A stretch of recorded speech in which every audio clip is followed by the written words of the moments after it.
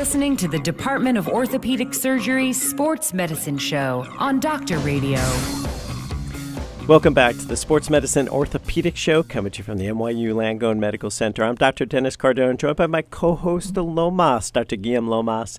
We're talking sports medicine and orthopedics. The phone number to join in conversation, if you have any questions, 877-NYU-DOCS. That's 877-698-3627.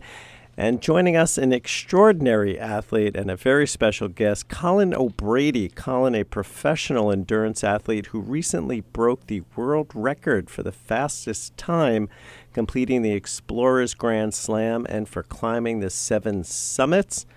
He took on these challenges to raise $1 million for his charity, Beyond 7-2, through which he has partnered with the Alliance for a Healthier Generation to inspire kids to lead healthier lives. Colin O'Brady, pleasure to have you. Thanks so much for joining us. My pleasure. Thanks, guys, for having me on. Oh, of course. Great. So great stuff, and really an amazing human feat that you accomplished. Tell us a little bit, especially for the audience, tell us about your journey, maybe even tell us becoming a professional endurance athlete, and then particularly about this most recent feat. Yeah, so the most recent feat just finished up about 10, 11 days ago, setting 2 world records. So the Explorers Grand Slam, which was to climb the tallest mountain on each of the 7 continents, as well as complete an expedition to both the North and South Pole. So that all started. I left home right around the first of the year, and have been pretty much going straight through ever since until May. So, I finished it all up in about 4.5 months, getting to all those mountains and up and down. It's been quite a journey. How does it feel after all that to kind of be reinserted into civilization? Yeah, it's a little bit, I don't know, I'm a little bit thrown around. I haven't really quite gotten too much sleep yet, kind of running around. I'm actually here in New York at the moment, doing a few other media opportunities, so it's really, really great, particularly to get the word out about the charitable work we're doing. But I'm sure I'll get some rest at some point soon. Now, it's obviously it's an amazing physical feat and mental feat, and Lomas, he's an alum of the same school as you. He did crew at the school. He's thinking there's something in the New Haven, maybe water or atmosphere. So he thinks he could do it, or something. Not that he could do, but something like I believe it. Anyway, yes, such. Seriously now. No, but so tell us a little bit about what made you decide to do it, and I think that there's also kind of a little bit of intrigue in terms of breaking the record. I mean, what went into the logistics, into trying to break that, and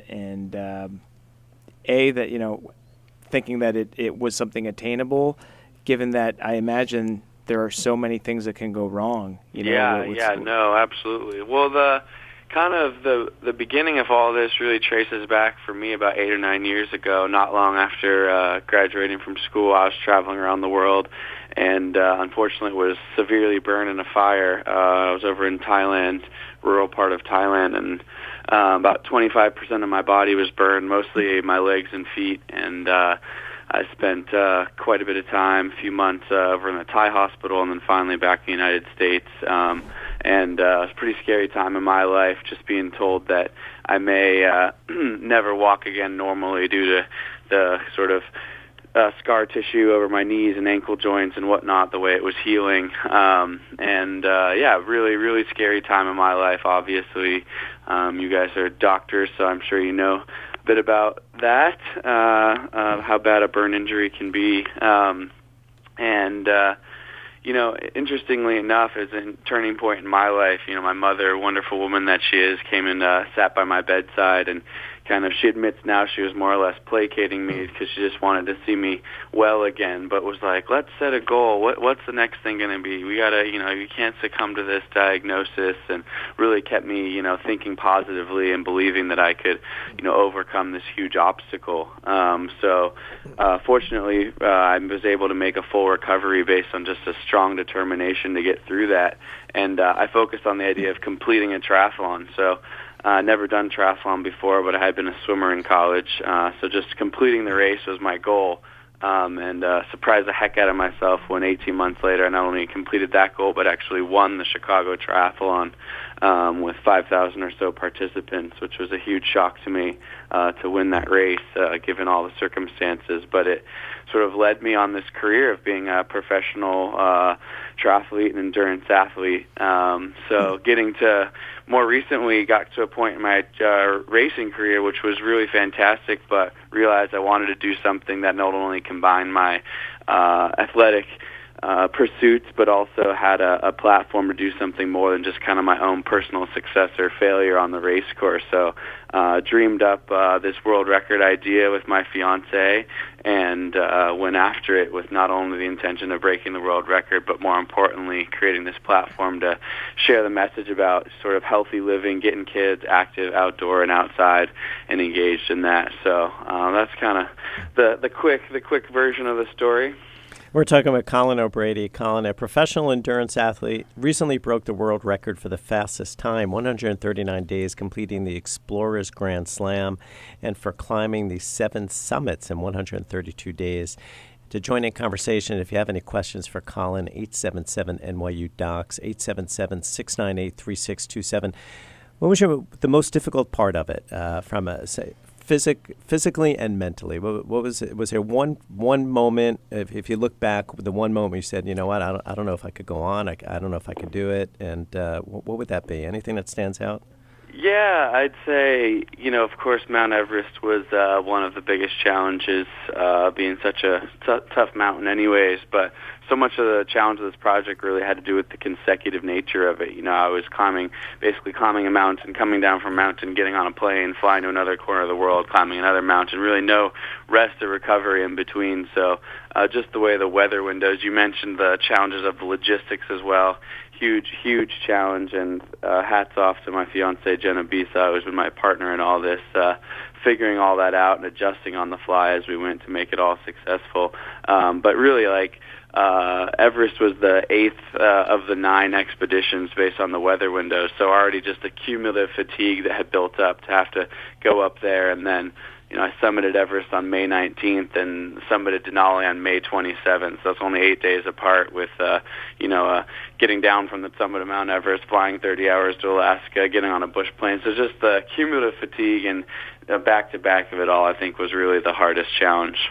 What, is this the record something that's sort of codified, because I imagine you can, do the approach, you can start the approach at different points, and that might, take some days off or add them.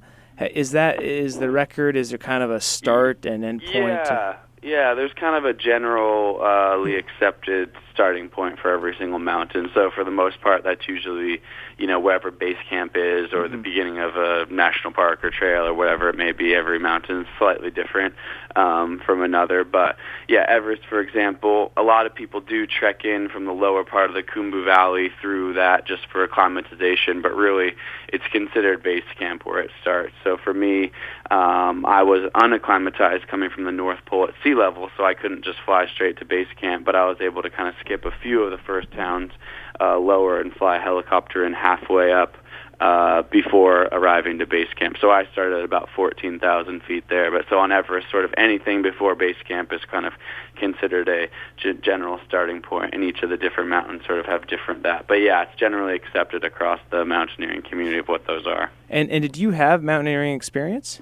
I grew up in the Pacific Northwest, so grew up in Portland, Oregon. A lot of mountains right out my front door. My dad was just a very avid, active outdoorsman, not a huge climber, but always kind of took me in the mountains, hiking, backpacking, and whatnot. And from there, I just progressed to liking to climb more mountains. This was certainly the largest mountaineering endeavor I've ever done, but yeah, I had quite a bit of climbing experience before this. And specific training that you would recommend for someone who's going to do?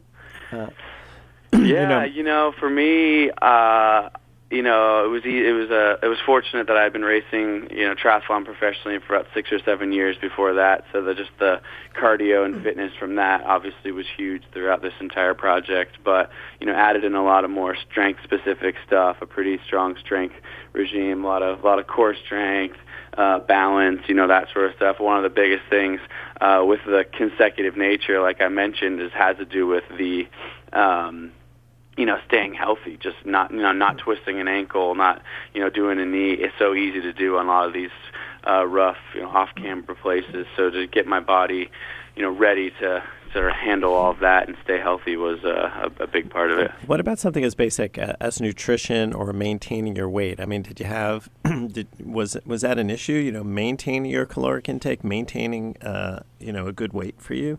Yeah, for sure. When I raced triathlon, I raced at a pretty lean level. At one point I was not too long ago tested at about 5.9% body weight, so very, very thin and lean. Which just wouldn't work that well in the mountains, particularly in some of these cold places like the North and South Pole, where you're talking about being in minus 40, a day in and day out. And so I had to work to actually put on a bit of weight. And then there was a few moments in the project based on kind of weather windows and stuff where I had not a long time, but maybe 10 to 12 days in between mountains based on when I could finish and start. And in those moments, I was just trying to put on weight as much as I could, really. But throughout the project, I try to maintain just a similar clean diet that I have, throughout life and racing in general. A lot of just simple foods. Obviously, sometimes that's freeze-dried and stuff like that, which isn't my favorite, but necessary at times. But, in Nepal, the Sherpas, they eat something called dalbat, pretty much breakfast, lunch, and dinner, which is more or less lentils and rice, but rice and beans. And, them being the strongest, most incredible climbers I've ever seen in the world, I figure if it was good enough for them, it was good enough for me. So I ate a lot of that. The other thing is just thinking about this. I mean, you mentioned, the sort of potentially catastrophic injuries, ankle sprain or even fracture. But I'm thinking about, those tiny nagging things that can be really debilitating. I mean, things like blisters, foot blisters or, GI distress, that kind of stuff. Did you have to deal with a lot of that? Were you got everything kind of built up and calloused from triathlon, or did you have any issues with those more little injuries? That's a great question. So actually with my burns, like I mentioned, my feet were really severely burned in that fire. And even though it's been 8 or 9 years, still the skin on my feet is pretty fragile. And so blisters is something, not only in my triathlon career, but with this project that I've had to be really aware of. And particularly every single one of these mountains almost required a different pair of boots and just kind of some were super cold, some were warm, some were anywhere in between. So it wasn't like I just had one pair of boots that was perfectly worn in and I could just, rely on that to take care of my feet well. So that was a challenge in itself. There was a few moments where I had some bad blisters and things and really had to, those little nagging injuries, like you say, can be really debilitating. Fortunately, no GI stuff, but the whole time I was actually very afraid of that. Just, even trying to set this record, even losing a few days to GI or getting knocked around like that, getting weak because of dehydration or something could have been the end of it all. So it was pretty fragile, just the balance of it all, and so fortunate to come out the other side healthy and strong. Piggybacking on that question, there's a knee problem that we see frequently that people get, especially when descending mountains and hikers, and here to think of all the descent you did. So, we would typically say, it's more difficult going down than going up. And what did you find? Did you, I absolutely agree with that. To me, of course, there's the aerobic challenge of going uphill, particularly when you're carrying a heavy pack or whatnot, can be really, really challenging. But I always find that going down is so much harder. Just like you said, on your knees, as well as, you're tired. It's usually later in the day, all of those sorts of things. And as you may know, that 80% of climbing accidents, something like that, happen on the descent. And there's a reason for that, obviously. For me, knees are always something that just kind of gets a little beat up and sore. I had a sports medicine doctor give me some patella straps, actually, which I'd never used that before. But I gave it a shot, and actually that, I think, really helped reduce some of the swelling and stuff on descent. So kind of paint a picture, because I think for most people, climbing any one of these summits or going to the poles is, the trip of a lifetime, the sort of the expedition of a lifetime. Is this the type of thing where you're packing, your bag a little more lightly so you can go faster, accounting for the fact that you probably will go faster and won't need as much. And I'm thinking of some of these like competitive mountaineers, like guys like Kilian Jornet, these who sometimes like run up a mountain, obviously not Everest, but in running shoes without a pack, and it's that trade-off of weight with speed. So when you were climbing these mountains, was it a more traditional ascent, or were you sort of was it pared down a little bit more so you could be faster? Yeah, it was more. It was. I would say halfway between traditional and Kilian Jornet. I certainly. What he can do in the mountains, running up, like you said, in running shoes and some of these is absolutely remarkable in another stratosphere. But I also definitely didn't take the normal time to climb mountains. So basically, I went light and fast. Oftentimes, mountains like Aconcagua or even Everest have progressive camps. Camp 1, Camp 2, Camp 3, Camp 4, and I would oftentimes skip half of the camp. So I might go from base camp to Camp 2, Camp 2 to Camp 4, Camp 4 to Summit, something like that, just to kind of skip a number of days. And because of that, of course, since you're going to be out there less days, you can carry less food, less fuel, that sort of stuff to keep it light. Kilimanjaro was the only one where I did a true, I think, more speed ascent.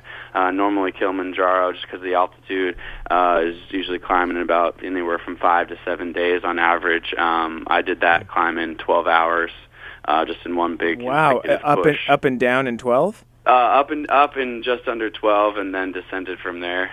Yeah. We're talking with Colin O'Brady.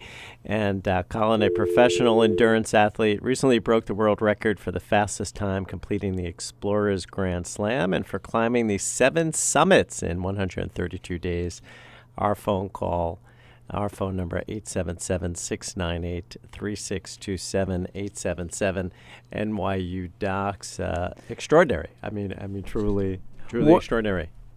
I think it's the sort of the tenacity that requires. I think it's almost impossible to imagine. I mean, like he was saying, North Pole, then flying to Nepal to climb Everest. I mean, for most people, it's like I got to the North Pole, I'm good for a few months. Like, let me recover. And that kind of resilience is really that too. And there has to be this physiologic makeup, right? I mean, because there are certain people that just wouldn't be able to tolerate the altitude and develop, no matter what medicines they take or to try to prevent it, that they wouldn't be able to tolerate the altitude. And Colin, so was altitude sickness an issue for you at all, a problem? It was never a major problem. Like you said, I don't know what the physiological difference is, but I certainly was around a lot of super strong, super fit people that had to descend or had to be evacuated or turn around due to altitude. Fortunately, I was able to adapt pretty well throughout the entire project. I think the biggest challenge that I had with altitude sickness was I was delayed on the North Pole actually for about 8 days because of the ice runway that they built out there, and the floating Arctic ice kept cracking, so we couldn't get out to our drop-off point to begin the expedition, which was really challenging because the North Pole window stacks up right on Everest. And all of those delays, I was sitting at sea level, losing my acclimatization, and then immediately had to fly to 14,000 feet in the Khumbu Valley to head up to Everest Base Camp. And I was about a month behind the sort of average schedule getting to Everest. So those first few days, flying from sea level all the way up to 14,000 and quickly to 17,000 feet at Everest Base Camp was tough on me, but nothing more than, just some headaches and some sort of just early symptoms of that, but never experienced anything as tense as pulmonary edema or cerebral edema or any of the really bad high altitude sicknesses. So yeah, really fortunate in that way to get through. And with the guides that accompanied you on each of the expeditions, I assume they knew of the project. Did you kind of handpick them to be like, look, we got to do this fast, and kind of want to make sure you guys are on board? How did that I actually play out? did most of the project unguided. Okay. I climbed solo most of the time, or with just one climbing partner, like a old friend of mine accompanied me on Denali. In the poles, I was with guides just because of the structure out there. But yeah, for the most part, was unguided. So really had to be pretty self-sufficient out there. I carried, just in case of emergency, some Dex and a couple of other medications that can help you get down from high altitude sickness in emergencies, but fortunately never had to use them. So, but on Everest, I assume. I think you mentioned you did have some Sherpas. I climbed with one Sherpa there, yeah, just me and one Sherpa, a guy who I know from climbing in Nepal in the past. So yeah, just the two of us. Of course, anyone who I was climbing with knew the rate of ascent that I wanted and to go quickly, and we had planned it in advance and all that sort of stuff. But what did he tell you when you guys got to the top? Was he a little bit winded? Or No, he's so strong. I mean, the Sherpas are literally the strongest people I've ever met. They're incredible. For him, it was his 7th Everest summit and 12th season on the mountain. So yeah, no, I mean, he was in another stratosphere in terms of strength, and they're incredible. I mean, they can acclimatize so fast. I started using supplemental oxygen just above Camp 2 on our push to Camp 4 in a single day, and then, of course, 4 to the summit. And he didn't even bother using supplemental oxygen until we were above Camp 4, so that's about 26,000 feet. He was like, I guess I'll start using oxygen now. And he was able to keep a pretty strong pace even despite that. So, I mean, it's just incredible to see. Colin, tell us about your charity, if you would, and the event and what you hope other people will take away from this. Yeah, the inspiration behind this project was to get kids inspired to get outside, get active, move their bodies. Obviously, not necessarily to go climb all the tallest mountains in the world, but really just explore what's in their own backyards, ride their bikes to school, eat healthier foods. To me, I think it's as you guys are aware, I'm sure that childhood obesity is a major problem in our country, and just trying to inspire kids to unplug a little bit, get off the phones, get off the video games from time to time, and get outside and move their bodies. So that was really the inspiration behind this project. Our project we coined Beyond 7-2, the 7 being the 7 summits and the 2 poles.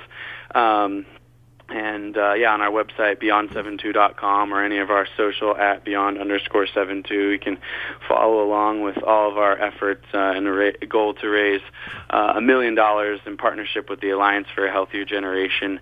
All of those donations, they don't go anything to my climbing. They go directly to the kids and into the kids' programs.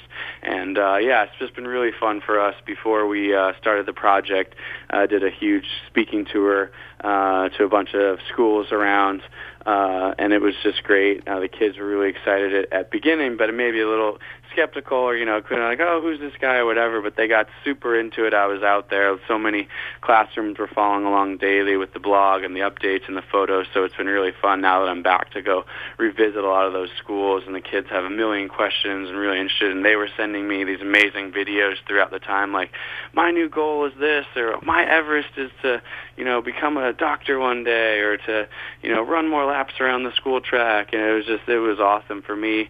My hope was to inspire those kids in the next generation, but really I personally gained a ton of inspiration when I was out there in those harder moments, knowing they were cheering me on. So it's just been really wonderful, and that's the work that we're continuing throughout the year, is to continue that charitable fundraise and continue getting out in the community and sharing the story. Yeah, I mean, the excitement and enthusiasm for that is really palpable. I mean, you can hear it in your voice.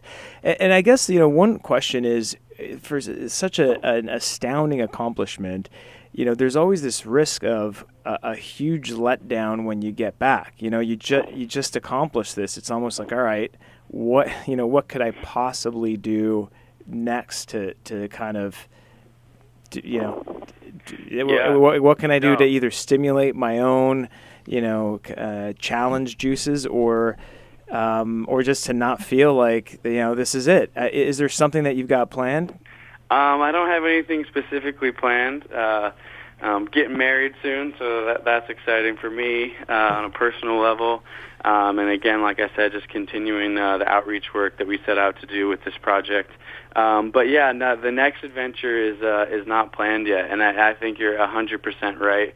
I know you guys talk with a lot of athletes, but it's common after an Olympic Games or a World Championship. A lot of the other athletes that I've been around who have been through those things to have that kind of big lull on the backside after putting your life and energy into a goal and even achieving it. A wonderful feeling, but it's kind of can be hard to get back in the swing of things. So hoping, of course, to avoid those depression blues. But just at the moment, just kind of drinking it all in, celebrating it. It's amazing to be back home, of course, with family and friends and my fiance. So yeah, but it really is true, right? What do you do? I mean, it's just such an amazing human physical feat, to find something that could potentially match that. Now, the other thing, marriage certainly that comes close to that.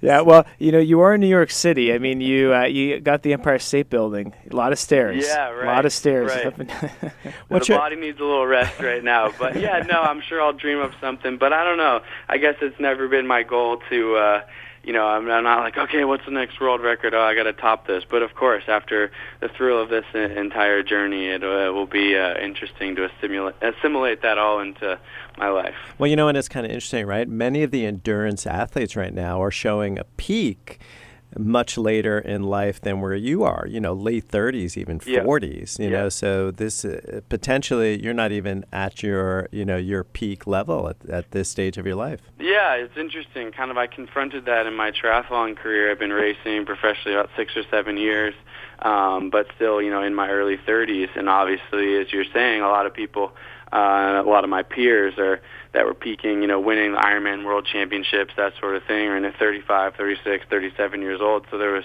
kind of in my mind looking forward, like, oh, wow, there's this obvious pathway for me to continue to race, professionally at that level, which is exciting for sure to know that that's a possibility. Coming out of collegiate swimming, when I finished college, I was 21, and that's, it's kind of it, really. It's kind of like, oh, maybe if you're Michael Phelps, you could, stretch that into your mid-20s or whatever. But, yeah, it's kind of, over at that point, whereas with endurance sports, it's really fun that there's this longer life to it. So it might not necessarily be professional triathlon for me after this, but certainly knowing that I can still, compete and push my body at an elite level for a number of years longer is exciting for me to know. Well, and it's interesting that maybe it is, because again, it is just so extraordinary. And maybe, so if you look at a sport, what was somebody doing prior to be able to, in their previous life leading up to this? And swimming is just such a fantastic sport. I mean, such a overall for conditioning, strength, without kind of a lot of wear to the joints. Yeah, no, there's no doubt about that. I mean, I think it's the blessing and the curse, and any swimmer will tell you is you can put in a lot of time in a pool, work super hard, and really not wear your body down too much. Obviously, you're going to wear your muscles down, the soft tissues and stuff, but you're not, the repetitive motion injuries and certainly all the stuff you see in running, injuries you see there, you're not going to see in swimming. But that also forces us to, swim from young kids at, 4 or 5 plus hours a day, every day of the week. And so it can wear you down that way. But no, I agree with you. I think it's such a gift to have that as a background, and also the mental side of it is huge for sure. Staring at a black line at the bottom of a pool with a few sensory inputs for hours and hours at an end, although mind-numbing and challenging at the time, and there was often in my childhood that I absolutely detested doing it and couldn't wonder why I was even bothering. Certainly prepared me mentally to push hard in other moments, certainly throughout this project and other moments in my life. So, yeah, a great gift. If someone breaks your world record for the Explorers Grand Slam, 138 days, Would you go back to reclaim it? I think this was a one-time feat for me. It requires so much, not just, it's not something that you can just be like, okay, I'm going to start that tomorrow. Literally, we spent almost 2 years all up on this project of just the planning and the raising the money to do it, and all the elements on the backside of it. So to repeat, I don't think that's necessarily in the cards for me. I will say the Seven Summits record, which actually some perceive to be, even at the point when I did it, more prestigious, just as in there's more mountaineers who have attempted that speed record. And the record that I broke was a guy called Vern Tejas, who's actually climbed the Seven Summits more than anyone in the world. Very just prolific, famous mountaineer, and someone who I know a little bit. And he happened to be on Denali when I broke his record. So I came down from the summit having just broke his record by just 2 days. And congratulated me. So that was a really nice moment for me, and I would hope that I would do the same, which is just gracefully pass the torch to the next person. Colin, great stuff. Great having you on the show. For our listeners, how can they follow you? How can they get more information about your feat and about your charity? Yeah, please check out beyond72.com. So that's the number 72, beyond72.com. It's got all the info. I also blog pretty much every single day throughout the past 4 or 5 months over this journey. So tons of photos and blogs if you want to check out and read more about the journey. And then there's a donate button on there, beyond72.com, to donate. And all those, like I said, all that goes directly to the kids' programs with the Alliance for a Healthier Generation. And then, yeah, give us a follow on social at beyond_72 on Instagram, Twitter, and then CT O'Brady on Snapchat. So yeah, we're still putting all sorts of stuff up there, and yeah, our Instagram feed I think is pretty fun, an easy way to scroll back and see a lot of the summit photos and fun photos of the last few months. So yeah, at beyond_72, check it out. Great stuff, Colin. Congratulations. We look forward to hearing a lot more from you in the future. Thanks so much for joining us. Appreciate you having me on. All right. You're listening to the Sports Medicine Orthopedic Show. We're going to take a break. When we come back, we'll be talking sports medicine, orthopedics, taking all your questions. 877-698-3627, 877-NYU-DOCS. We'll be right back.